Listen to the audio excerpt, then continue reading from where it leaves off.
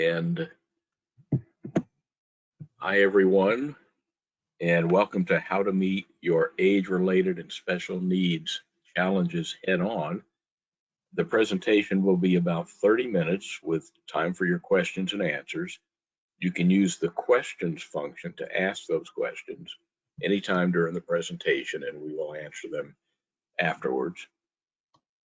Our presenter is Emily Duncan. She's been working with Paladin Life Care since 2013 when Paladin was started. She has worked in the back office and worked her way up to client care manager and is now the director of strategic partnerships. She helps referral sources understand how Paladin can increase value to clients and helps its own clients understand how Paladin can help them live their best lives. Paladin Life Care is a family-owned and operated life care management company. It services seniors and persons with disabilities and serves the Metro DC area. These services range from cognitive assessments to managing medication and budgets to helping clients get to their appointments and daily activities and much more, depending on the client's specific needs. Emily, take it away. Thank you, Al. Well, I am very excited to share with you all today and speak to you about the field of care management. And if you have any questions, please put them in the chat form and I'll be happy to answer them. So I just want to take a few minutes with you, let you look at this slide and see if any of these quotes resonate with you. And then I'm going to give you examples of how they resonate with me when my grandmother was alive.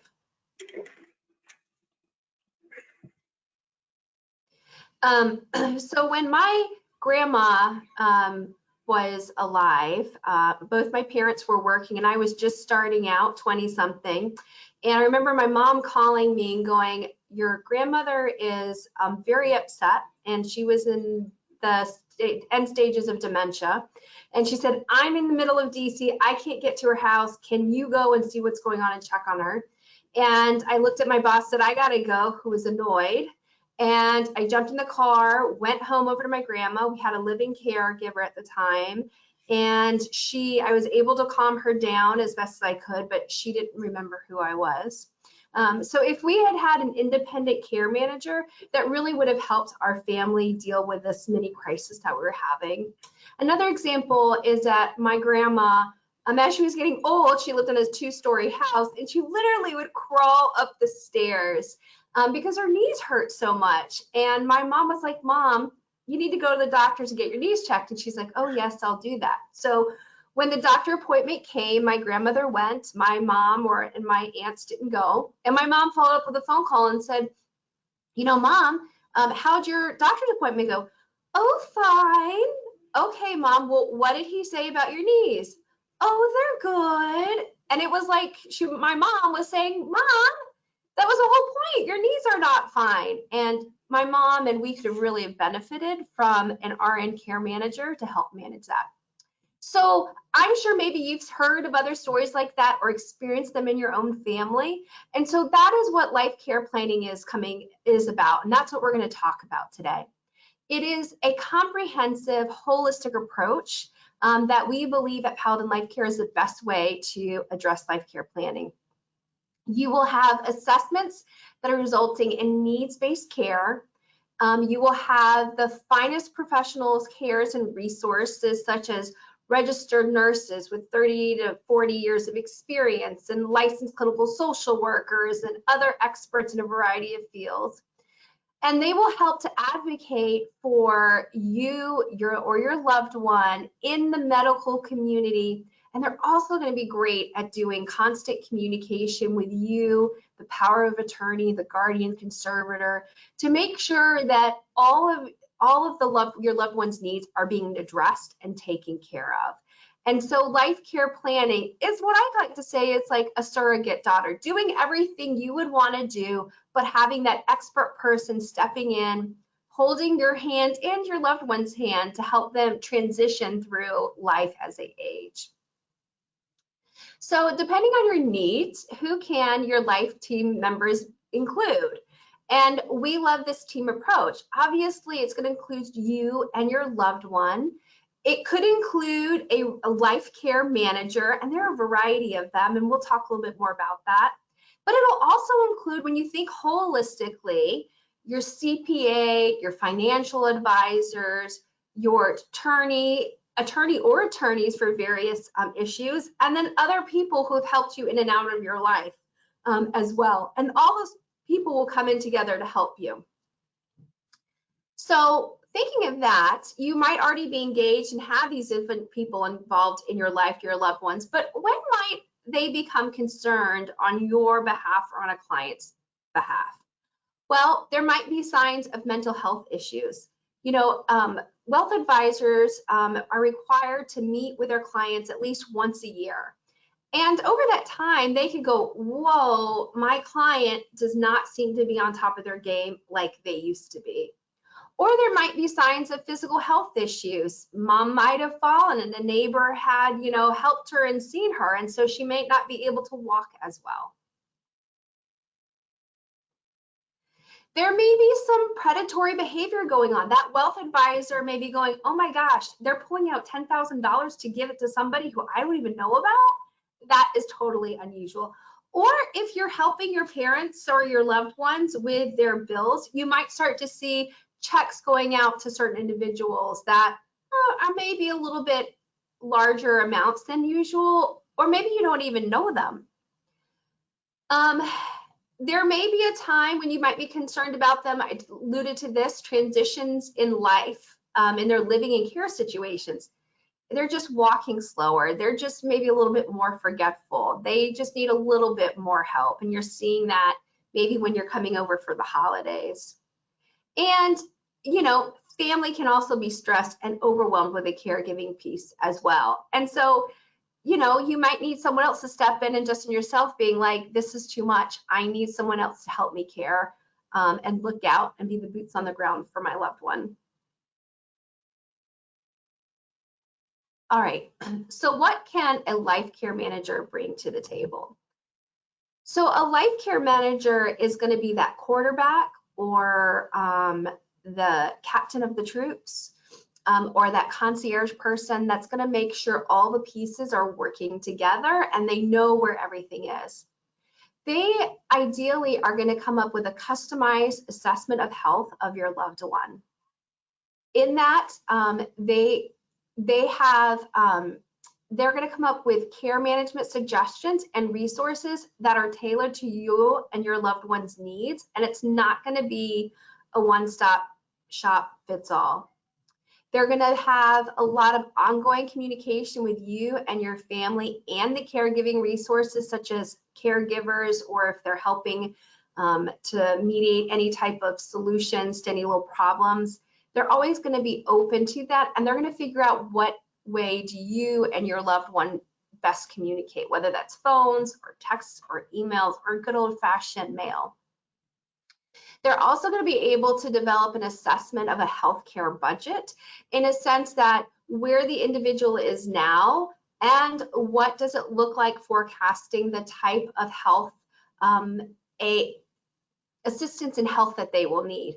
Will they need long-term care? Will they need to live in assisted living? Will they need rehab work? What does that look like? Can they stay home? Is it better for them to move on? So they should be able to assess that and give you a good idea of how much things will cost based on your loved one's current medical condition. What else they can do is they can assess your individual needs. They're going to develop and create and adjust that care plan so that they have a baseline. Everyone has an agreed upon baseline to set. They're going to move forward and help make that happen with you, or they'll take the reins and run with it and allow you to be a daughter or son for that loving individual. They'll adjust it as it needs. They may be able to help mediate family conflicts. So sometimes kids are fighting over what to do with mom. They all have the best of intentions. They just see it coming at different places. Or maybe the kids are unified in what needs to happen with mom, but mom's like, time out, ain't gonna happen. And that's where a life care manager can come in and help do an assessment, be an independent voice, be a sense of calm and peace, and be able to execute a plan that mom is happy with and that the loved ones and the family are happy with as well. They can also provide crisis intervention. A lot of times we get calls and like, oh my gosh, my mom's in the hospital, they're discharging her, what do I do? She can't go home by herself. Or the same thing at the rehab facility. They said mom's not improving. They said we got 3 days to get her out. We don't know what to do. Where do we go? What do we need to have provided at home? Can she come home with me? That's where a life care manager can come into play, because they can help walk you through that. They can help hold your hand, or they can, again, run with it for you. Find the right things to either bring them to your home, bring them back to their home, or find the right facility that meets their needs, taking into consideration their social life, their financial life as well.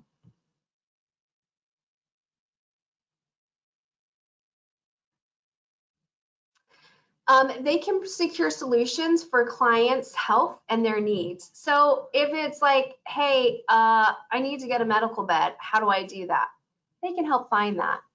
If client care managers are working with their finance and taking a holistic approach, maybe such as simple daily money management, or they recognize that, wow, you've got a lot of money here and no one is helping you to oversee it, they can make recommendations to other professionals. And that's what's great about life care managers. They should have good relationships with a variety of resources and professionals that they can refer you to, and refer you to a variety of individuals, so you feel confident and you can make that own decision. But they can also advocate, ensure that that you're receiving quality and effective care. So for example, a life care manager should have good relationships with companion care companies. And they should be able to either provide you with at least 3 choices. And if they do, you can go out and take care of it yourself and hire them and take care of that. Life care managers can also do that on your behalf.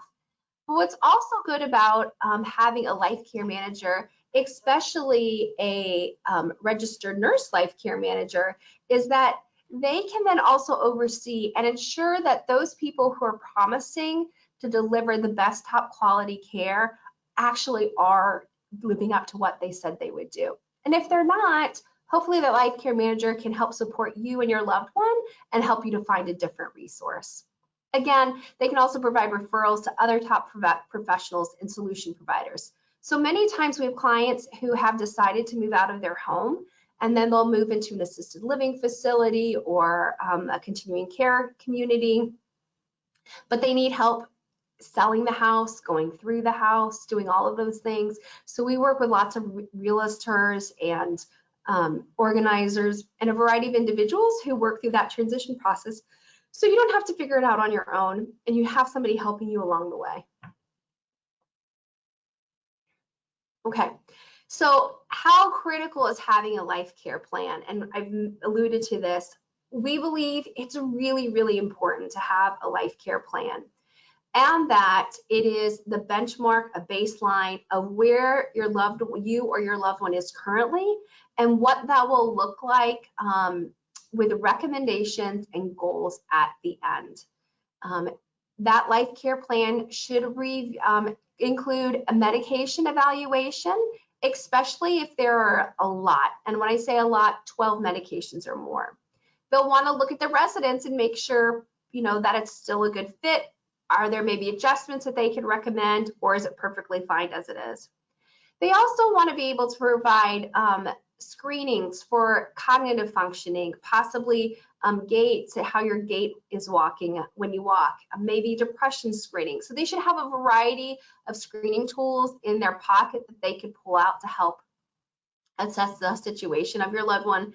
And again, those short-term and long-term recommendations that you as a team can review and either take on as yourself, or say, great, life care manager, can you take care of ABC and move forward with it? All right. So when you have, that's one of the important things that you want to have as working with a life care manager is that plan. But you might be saying, well, Emily, there's a lot going on. What are some questions that I should be asking of when I'm hiring a life care manager? Well, one of it is simple. What are your qualifications of you and your staff? We love having registered nurses as our point person for our clients, and they do everything that is related to medical. And so they have that RN license, and they have at least 10 years of experience. So you want somebody who's been in this for a while. What professional organizations are they a member of, right? So you have your registered nurses, they are licensed and they are overseen by a board within the state. But you also want to look at possibly the Aging Life Care Association, National Association of Professional Advocates. If you're needing help with daily money management, are they a member of the American Association of Daily Money Managers? Obviously, if they're a lawyer, they want to be good standing with the bar in their state. Are they a certified senior advisor? Are they a member of the National Guardianship Association? So there's a wide variety of organizations. Not all care managers belong to all of them, and not one is necessarily better than the other. There's just different pros and cons to each of them. But you do want to at least see that they are with other like-minded professionals that are working in that same sphere. Another question is, how do you communicate? Are you available 24/7? Can I get you by phone? Can I get you by cell phone? Can I text you?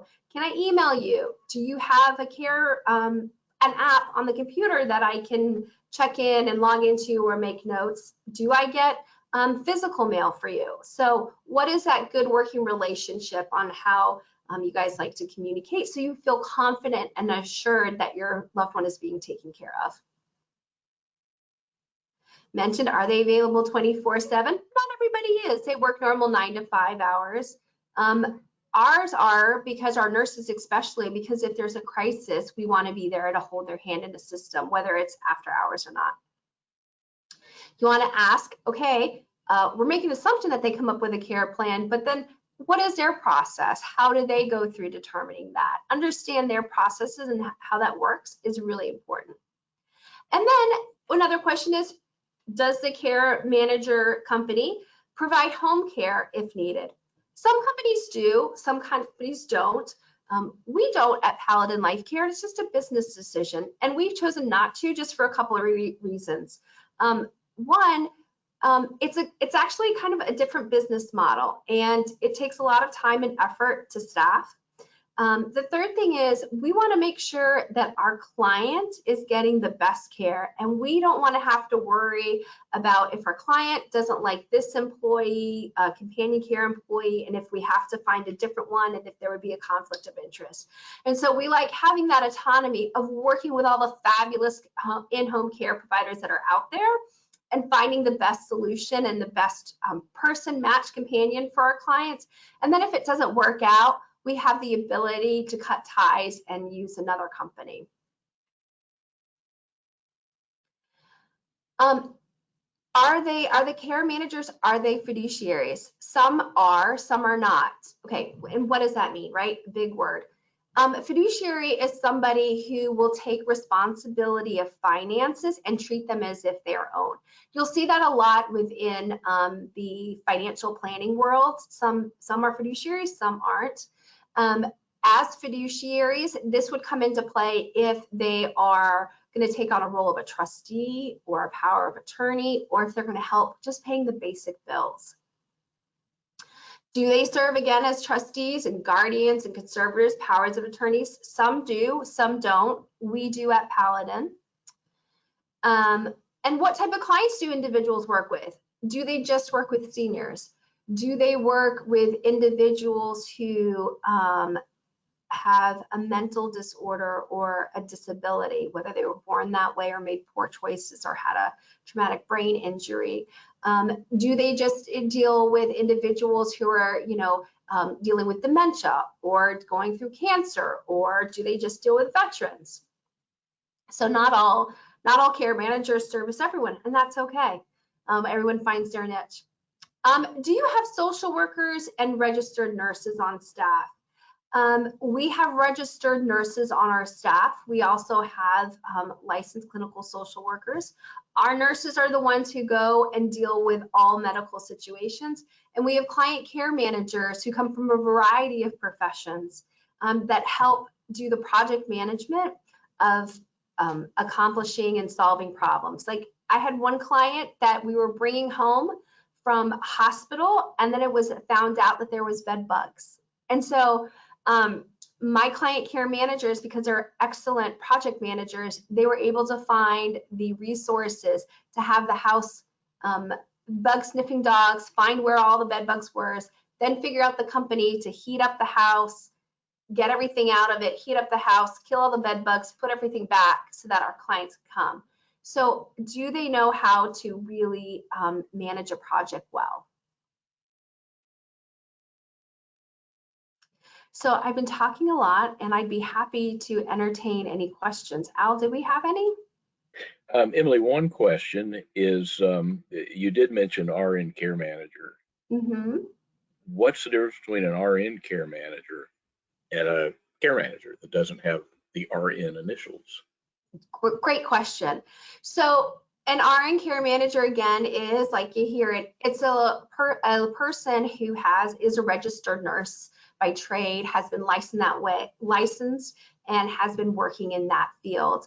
And then they take on the responsibility of helping to manage care, the medical piece of a loved one. And so what's great about RN care manager is that they understand clinician speak, and they can speak clinician to clinician with the doctors. And by and large, the doctors really appreciate that, and they're able to communicate what needs to happen. And then the RN care manager, if needs be, can dumb it down. And there have been times when I'm like, what was that word again? What was that? Can you explain that to me in layman terms? And so they're good at making it really simple and helping family to understand that. And it's because they've had that training and they've worked in the field. They know what's acceptable, what's not acceptable, what's kosher, what's not kosher. You can't pull the wool over a nurse who's been in the field for a minimum of 10 years. So that's why it's great to have an RN care manager. Then there are other care managers out in the world, and they may have a background in social work. They may be a licensed clinical social work. They may just be somebody who is taking care of family and are great project managers. And they are part of organizations such as the Aging Life Care Association or the Patient Advocates. And so a client care manager has a variety, there's a variety of backgrounds that coming into it. And most of them, if I would, all of them, I would want to say 99.9% of them have a card of gold, and they've already walked this usually with a family member or a loved one, and they want to help other people and they want to give back. And that's what I love about our staff, is majority of them is their second career, and they come from a variety of backgrounds, but they're excellent project managers. I have individuals who are teachers and they came from Freddie Mac and have had their own businesses, and I have licensed clinical social workers in addition to our registered nurse care managers. So there isn't one that's bad, but they all come with a background and a knowledge that helps to make fit the pieces into the puzzle better, and they come from a different perspective. So it really comes down to, when you're looking at one or the other, is trying to decide what do you need and what do you feel most comfortable with. Thank you, Emily. And I see Miss Birch just joined us. So hi, Miss Birch. And we can certainly fill you in later on what we've been talking about, and either via the recorded session being sent to you, or Emily will be talking about what else you can receive. One other question though, Emily, if you don't mind, and that is, while you're talking about care managers, how does a care manager help with special needs or other individuals that we used to call disabled but are now referring to as special needs? Yeah, that's a great question. So we do work with individuals with special needs, as well as individuals who are aging in life, whether they're on their own or it is a couple and they don't want to bother their children. They just want to make sure someone's there for each of them.